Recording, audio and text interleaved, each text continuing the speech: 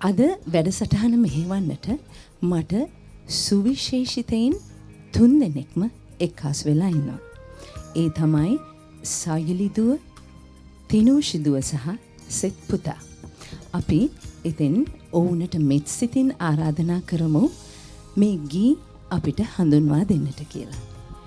දස බිම්බර මරසෙන් පරදා සවනක් බුදු රැස් විහිදා කරුණාවේ මුදු බැල්මෙන් සියලු සතුන් සසර තුලින් එතර කරන්නට බුදුන් වඩිනවා අපේ සිත තුල බුදුන් වඩිනවා.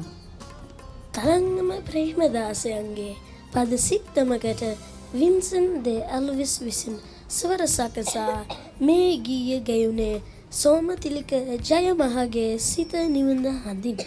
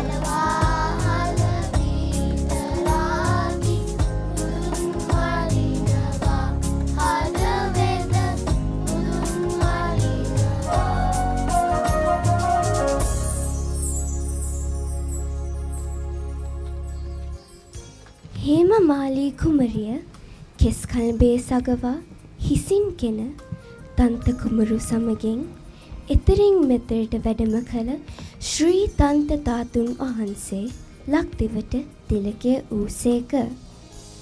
ආචාර්ය අජන්ත රණසිංහ දළදාවත ගැනලියා මහාචාර්ය සනත් නන්දසිරි සංගීතවත් කළ ධර්මදාස වල්පොල ශූරින් ගීතවත් කළ එම විශිෂ්ට ගීතය ගයන්නට පුංචි අපට අවසර.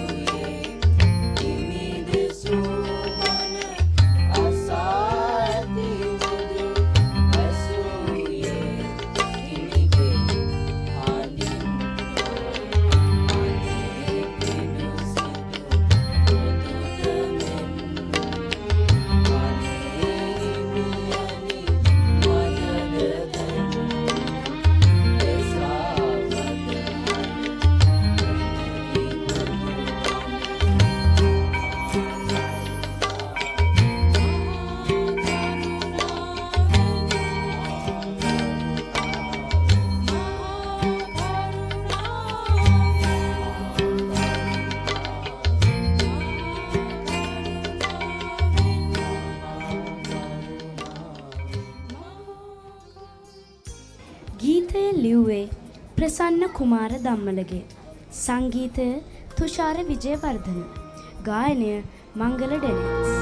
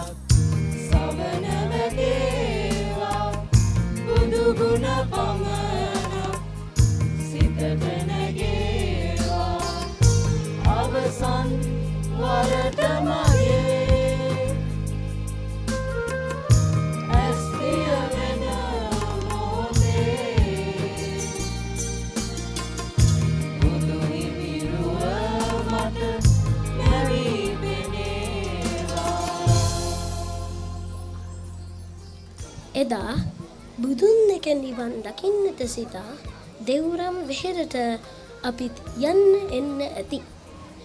බුදුන් වහන්සේව අපි දැක්කත් නිවන් දකින්නට පින්මදි වෙන්නති. එබැවින් අපි වහවහා පින් කරමු නිවන් දකින්නට. පින්වත් රබුක්කනි සිද්ධාර්ථ හිමියන් රචනා කළ මේ අරුත්පර ගීතයට රසබර තනුවක් යොදා ගැයුවේ ආචාර්ය Victor රත්නායකයන්. This welcome is presented to the ones who do not speak Sinhala.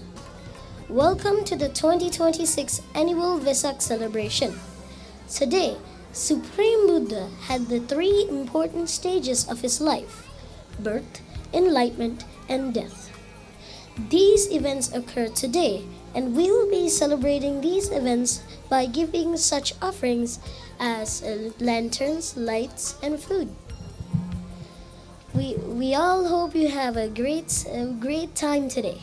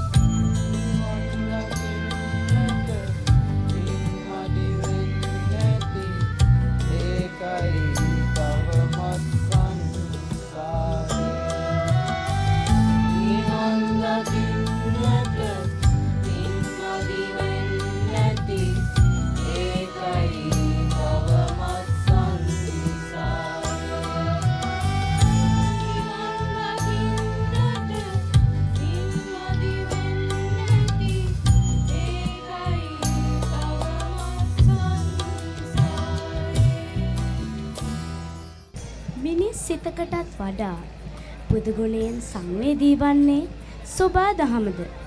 මැටි පිටක් ගල් කුලක් පමණක් නොව ඉර හඳ පොළව ඇතුළු මේ මහා විශ්වයම ඒ භාග්‍යවතුන් වහන්සේගේ අනන්ත වූ බුදුගුණ කදම්බය හඳුනද්දී ඒ නොහඳුනන මිනිසුන් මරණින් පසු කොයි ලොවට යනවා ඇද්දැයි මොහොතක් සිතන්න. මන්ද අප විසින් කරන ලද පින් පව් එනවාමයි අප පසුපසින්. හෙළයේ පිහි වූ අති විශිෂ්ට ගායන ශිල්පිනියක් වූ විශාරද මාලිනි පුලත් සිංහල අපිට ගැයුවේ ඊ පවිතු මිනිස් සෙතෙහි ස්වභාවයයි. පූජ්‍ය රබුක්කනි සිද්ධාර්ථ හිමියන්ගේ ගී පදවලට ඉතා කන්කලු ස්වර රටා එක් කළේ හෙළයේ මහා ගාන්ධර්වයෙක් වූ ආචාර්ය ප්‍රේමසිරි කේමදාසයන්.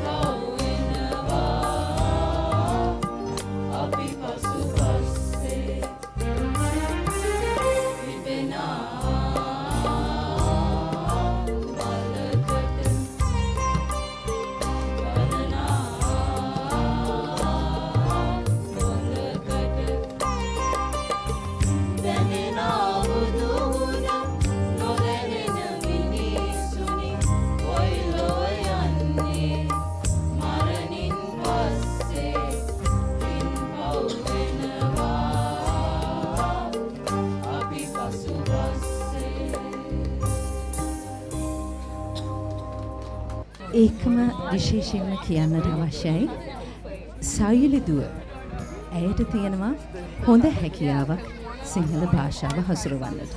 නමුත් තිනෝෂිදුව සෙත් පුතා ඇතුළු සියලුම කුඩා දරුවන් ඒ වගේම සමහර යෝන් දරුවන් ඔවුන්ගේ මව්බස සිංහල භාෂාව නෙවෙයි. නමුත් ඉංග්‍රීසි අකුරෙන් ලියාගෙන බොහෝ මහන්සි වී තමයි ඔවුන් මේ චතුර ලෙස මේ කීවෙන් ඔබට ඉදිරිපත් කළේ. සදහවත් ඔබගේ මනස මේ බැතිගී සමුච්චයෙන් මොහොතකට හෝ සුවපත් වුණා නම් ඒ තමයි අපලද පින.